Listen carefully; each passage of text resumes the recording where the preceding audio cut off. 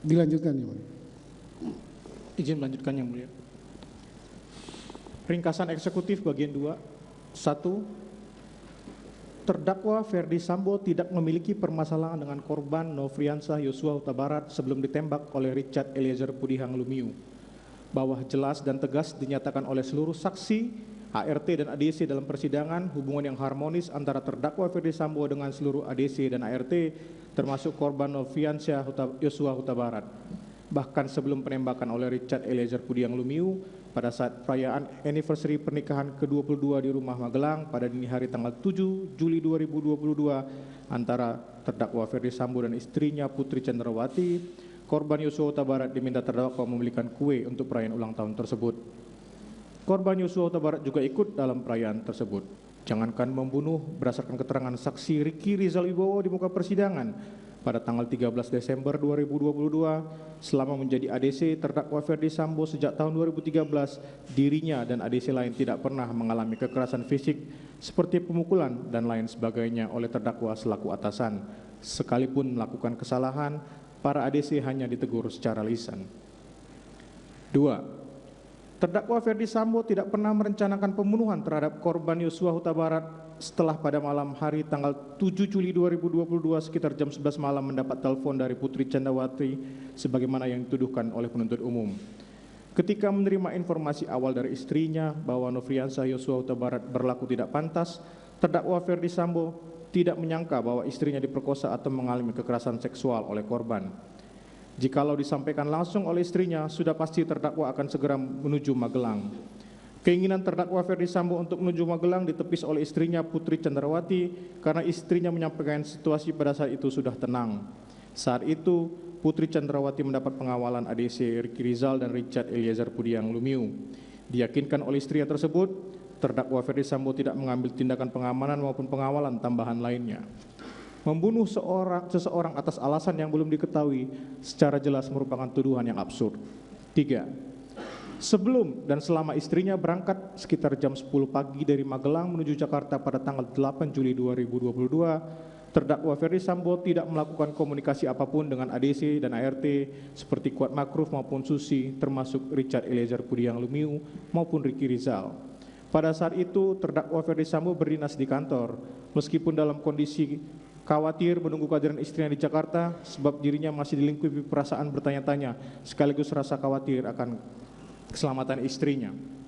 4. Terdakwa Ferdi Sambo baru mendengar kejadian pemerkosaan istrinya Putri Chandrawati secara utuh di rumah Saguling lantai 3 setelah istrinya kembali secara mendadak dari Magelang ke Jakarta.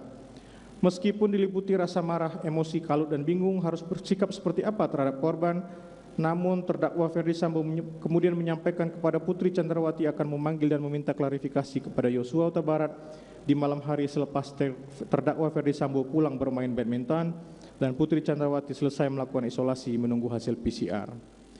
5. Setelah mendapat cerita pemerkosaan tersebut, terdakwa Ferdi Sambo dalam keadaan menangis dan emosi bertanya mengenai kejadian seperti apa yang terjadi di Magelang sekaligus meminta pertanggungjawaban kepada ADC Ricky Rizal dan Richard Eliezer Pudihang Lumiu secara terpisah dalam pertemuan masing-masing di ruang keluarga lantai 3 rumah Saguling. Setelah itu, terdakwa Ferdi Sambo meminta mereka membackup terdakwa dan menanyakan kesiapan Ricky Rizal menembak korban jika korban melawan saat dikonfirmasi. Hal yang sama secara terpisah juga ditanyakan kepada Richard Eliezer Pudihang Lumiu. Ricky menyatakan tidak kesiapannya, sedangkan Richard sebaliknya siap membackup. Terdakwa Ferdi Sambo tidak pernah menyampaikan rencana pembunuhan terhadap Ricky Rizal maupun Richard Eliezer Pudihang Lumiu. Terdakwa Ferdi Sambo juga tidak pernah menanyakan hal demikian kepada Kuat Makruf atau pihak lainnya. Dari sini terlihat jelas tidak ada rencana pembunuhan yang disampaikan terdakwa Ferdi Sambo baik kepada Ricky maupun Richard, tetapi hanya mengantisipasi perlawanan yang mungkin dilakukan oleh korban.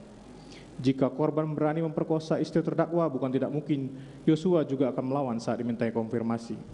6. Terdakwa Ferdi Sambo sudah memiliki agenda bermain badminton dengan salah satu mantan petinggi Polri. Namun ketika melintas di depan rumah Duren 3 nomor 46, melihat korban Yosua berdiri di depan rumah tersebut yang membuat terdakwa minta sopir prayogi secara mendadak menghentikan mobil. Putri Chandrawati tidak mengetahui rencana kedatangan terdakwa Ferdi Sambo ke rumah tersebut. rencana kegiatan bermain badminton bukanlah alibi yang sengaja diciptakan oleh terdakwa Ferdi Sambo, sebab rencana tersebut sudah diagendakan sebelumnya. Terbukti dalam perjalanan pulang dari kantor ke rumah Saguling, Ferdi Sambo singgah ke rumah Bangka untuk mengambil peralatan badminton. Keterangan Ferdi Sambo bersesuaian dengan banyak keterangan saksi, diantaranya saksi Alfonsius Dualureng, saksi Cak Putranto, saksi Daminius Labakoban alias Tamson, saksi Abdul Somad, saksi Prayogi Iktara Wikaton, saksi Daden Miftahul Haq, saksi Azan Romer, dan saksi Novianto Rifai. 7. Terdakwa Ferdi Sambo menyampaikan hajar cat segera setelah terdakwa bertanya kepada Yosua Huta Barat, namun dijawab dengan nada menantang oleh Yosua Huta Barat. Sayangnya, kata hajar tersebut dimaknai tembak oleh Richard Eliezer Pudiang Lumiu.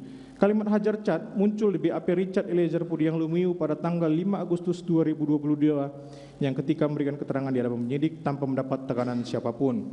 BAP ini yang kemudian dipakai kepolisian untuk menjemput terdakwa Ferdi Sambo dari kediamannya di Saguling. BAP ini tidak dimunculkan oleh jaksa penuntut umum di persidangan, namun telah dijadikan bukti oleh tim penasihat hukum terdakwa Ferdi Sambo.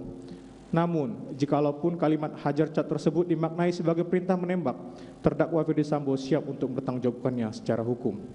8. Richard Eliezer Pudiang Lumiu menggunakan Glock 17 seri MPY 851 menembak berkali-kali ke tubuh korban Yosua Huta Barat, mengenai dada dan beberapa bagian tubuh lainnya yang akhirnya merobohkan dan membunuh korban Yosua Huta Barat.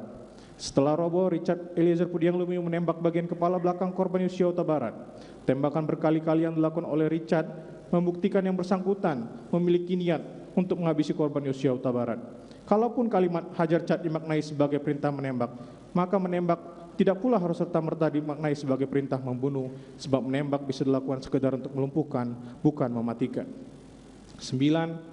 Kaget dan panik akibat tembakan Richard Eliezer Pudiang Lumiu yang menyebabkan meninggalnya korban Yosua Huta Barat, terdakwa Ferdi Sambo yang ingin melindungi Richard Eliezer Pudiang Lumiu seketika terpikir untuk menciptakan skenario tembak-menembak, lalu mengambil pistol HS seri H233.001 milik Yosua Huta Barat yang berada di pinggang belakang Yosua Huta Barat, lalu menembak dinding. Dalam pikirannya, apabila terjadi tembak-menembak, maka Richard Eliezer dapat lolos dari jeratan hukum. Skenario tembak-menembak tersebut baru disampaikan kepada Kuat Makruf dan Riki Rizal dalam pertemuan di Biro Provos Lantai 3 Divpropam Polri tanggal 8 Juli 2022 sekitar malam hari.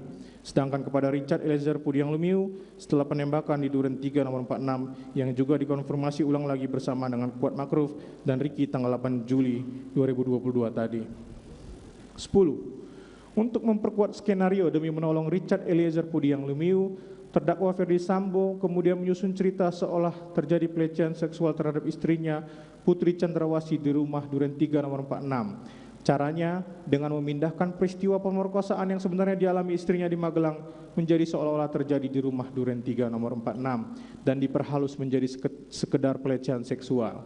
Putri Chandrawati sama sekali tidak mengetahui skenario yang disusun oleh terdakwa Ferdi Sambo tersebut, namun hanya menyampaikan Putri Chandrawati perlu membuat laporan polisi terkait pelecehan seksual untuk mendukung skenario tembak-menembak demi menyelamatkan Richard dari jeratan hukum, sehingga tidak ada keterlibatan Putri Chandrawati dalam peristiwa terbunuhnya Yosua maupun dalam menyusun skenario tersebut. 11. Terdakwa Ferdi Sambo tidak menggunakan sarung tangan ketika melakukan penembakan ke dinding. Keterangan Richard Eliezer Pudiang Lumiu dan saksi Azan Romer yang menyatakan terdakwa Ferdi Sambo menggunakan sarung tangan hitam di tangan sebelah kanan saat setelah turun dari mobil mendadak diperintahkan berhenti, padahal seharusnya membawa ke Sawangan Depok, terpatahkan oleh rekaman CCTV yang menunjukkan secara jelas terdakwa tidak menggunakan sarung tangan apapun. Keterangan terdakwa Ferdi Sambo berkesesuaian dengan keterangan saksi Dirianto alias Kodir yang berada di carport bagian depan rumah Duren 3 nomor 46 ketika Ferdi Sambo berjalan masuk ke dalam rumah. Saksi Kuat Makruf maupun saksi Rizal Wibowo juga menyatakan terdakwa Ferdi Sambo tidak menggunakan sarung tangan ketika melakukan tembakan ke dinding. 12. Terdakwa Ferdi Sambo tidak melakukan penembakan terhadap korban Yosua Huta Barat. Terdakwa bahkan sempat meminta saksi Prayogi Iktara Wikaton untuk memanggil ambulans saat setelah Yosua Huta Barat jatuh akibat tembakan Richard. Keterangan terdakwa Ferdi Sambo bersesuaian dengan keterangan saksi Kuat Makruf. Selain itu, dari hasil uji balistik Arif Sumirat dan juga keterangannya dalam persidangan tanggal 14 Desember 2022, peluru yang ditemukan di tubuh korban Yosua Huta Barat berasal dari senjata Glock 17 seri MPY 851. Terkonfirmasi bahwa 8 selongsong peluru kaliber 9 mm yang ditemukan di tempat kejadian perkara berasal dari senjata Glock 17 seri MPY 851 milik Richard Eliezer Pudiang Lumiu. Ahli Arief Sumirat menjelaskan bahwa setiap peluru yang ditembakkan dari senjata api memiliki sidik atau alur pistol mirip seperti sidik jari manusia, sehingga tidak mungkin jika ada satu selongsong peluru yang sudah ditembakkan identik dengan dua senjata atau pistol. 13. Setidak-tidaknya terdapat 7 versi peristiwa penembakan yang berbeda-beda dan tidak berkesesuaian yang disampaikan oleh Richard sebagai berikut. Yang pertama, peristiwa penembakan versi pertama menurut saksi Richard Eliezer adalah peristiwa tembak-menembak antara saksi dan korban. Video bukti B30. Kedua, peristiwa penembakan versi kedua menurut saksi Richard Eliezer seluruhnya dilakukan oleh terdakwa. Halaman 3 nomor 54.8 BAP tanggal 5 Agustus dan video bukti B30. Ketiga, peristiwa penembakan versi ketiga menurut mantan penasihat hukum saksi Richard Eliezer Pudihang, yaitu Muhammad Burhanuddin, yang disampaikan pada tanggal 8 Agustus 2022 di berbagai media. Saksi Richard Eliezer hanya melakukan 1 kali tembakan dan sisanya dilakukan oleh pelaku lain. Video bukti B30. Keempat, peristiwa penembakan versi keempat menurut saksi Richard Eliezer dilakukan sebanyak 3-4 kali menggunakan Glock 17 dan kemudian terdakwa melakukan penembakan. Halaman 10-12 nomor 29 BAP tanggal 15 Agustus 2022. Kelima, peristiwa penembakan versi kelima menurut saksi Richard Eliezer dilakukan oleh saksi Richard Eliezer sebanyak 3-4 kali menggunakan Glock 17 dan terdakwa melakukan penembakan menggunakan Glock 19. Halaman 9-10 nomor 13 BAP konfrontasi tanggal 18 Agustus 2022. Keenam, peristiwa penembakan versi keenam menurut saksi Richard Eliezer dilakukan oleh saksi Richard Eliezer sebanyak 3-4 kali menggunakan Glock 17 dengan menutup mata dan terdakwa melakukan penembakan menggunakan 2 jenis senjata api. Video keterangan saksi dalam persidangan tanggal 13 Desember 2022. Dan ketujuh, peristiwa penembakan versi ketujuh dan terakhir sampai dengan hari ini menurut saksi Richard Eliezer Pudiang Lumiu yang disampaikan dalam perkara lain, yaitu dalam perkara di mana saksi Richard Eliezer Pudiang Lumiu sebagai terdakwa, yaitu perkara nomor 798, disampaikan olehnya bahwa terdakwa menembak korban dengan menggunakan senjata api jenis baby Glock. Sementara dalam perkara akuo tidak terdapat senjata api jenis baby Glock yang disita dan dihadirkan dalam persidangan. Patut diduga keterangan disampaikan oleh Richard tersebut dilakukan untuk menyesuaikan atau mencocok logikan konstruksi penyidik maupun penuntut umum untuk menjerat terdakwa sebagai pelaku utama yang menembak korban.